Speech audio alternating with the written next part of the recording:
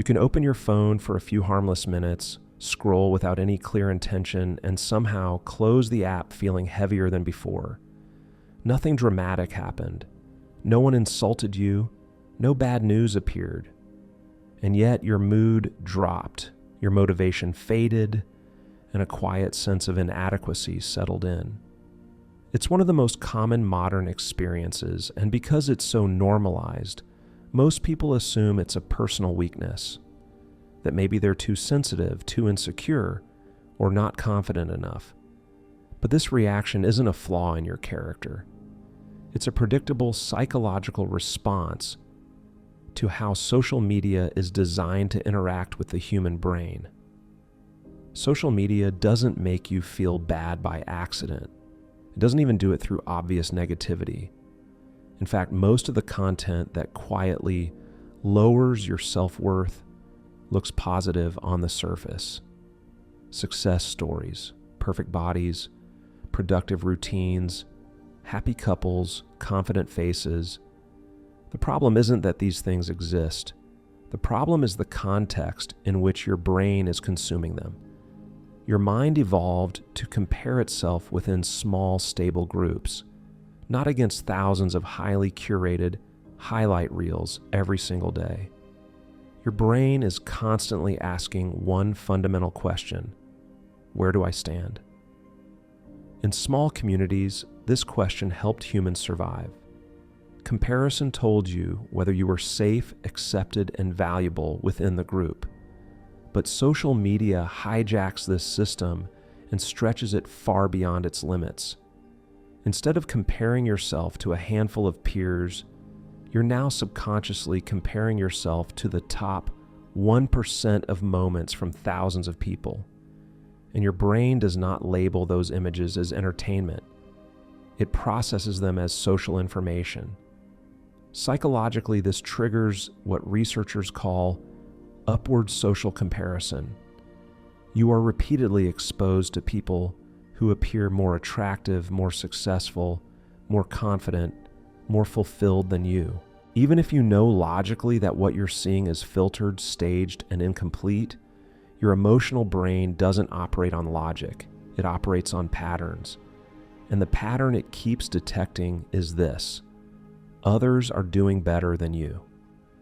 Over time, this creates a subtle but persistent sense that you are behind in life, even when nothing in your actual circumstances has changed. Another critical factor is that social media removes context. You're not seeing effort, struggle, boredom, uncertainty, or failure. You're seeing outcomes without the process.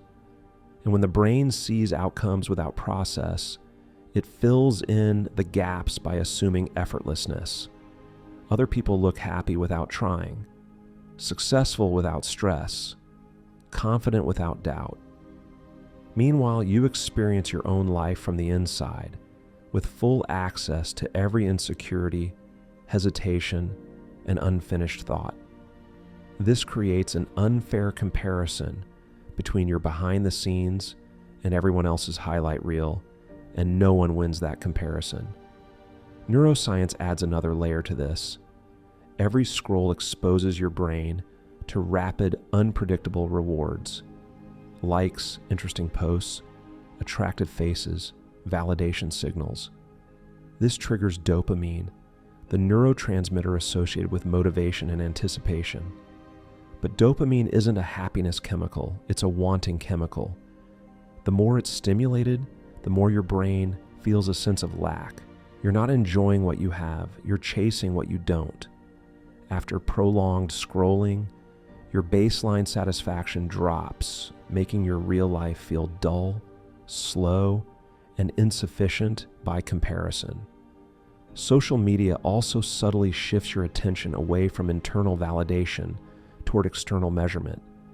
Views, likes, shares, follower counts. These numbers turn identity into a performance. Even if you're not actively posting, your brain absorbs the message that visibility equals value. That being seen matters more than being grounded. Over time, this trains you to evaluate yourself from the outside, as if you're constantly being watched, judged, and ranked.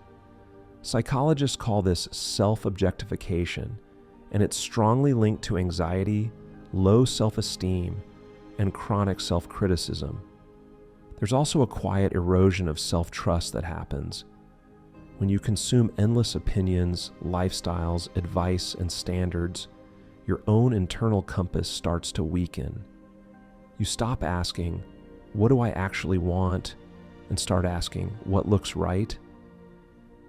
Your preferences become influenced by trends. Your goals become shaped by algorithms.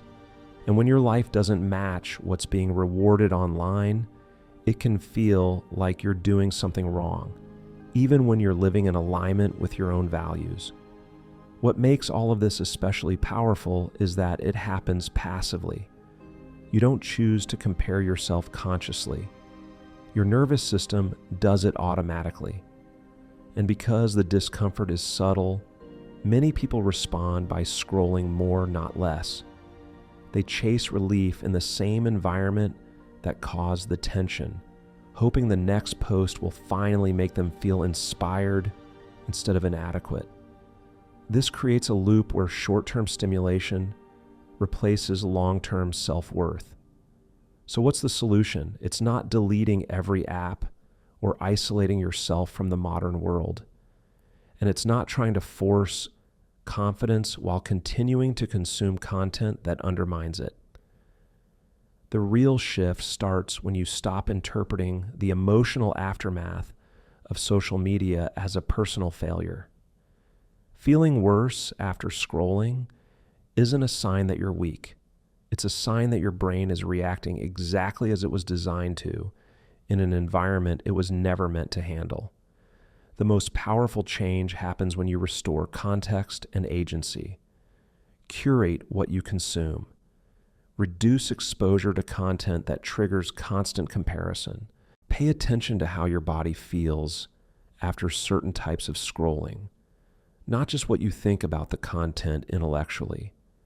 And most importantly, spend time in environments where your worth isn't measured, ranked, or visible.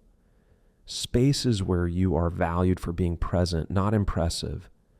Social media doesn't make you feel worse because your life is lacking. It makes you feel worse because it trains your brain to focus on what you don't have while ignoring what you do. When you step back, even slightly, you give your nervous system room to recalibrate.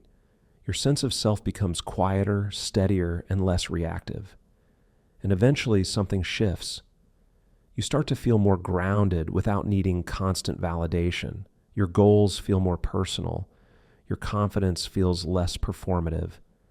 You realize that your value was never missing. It was just being drowned out by noise.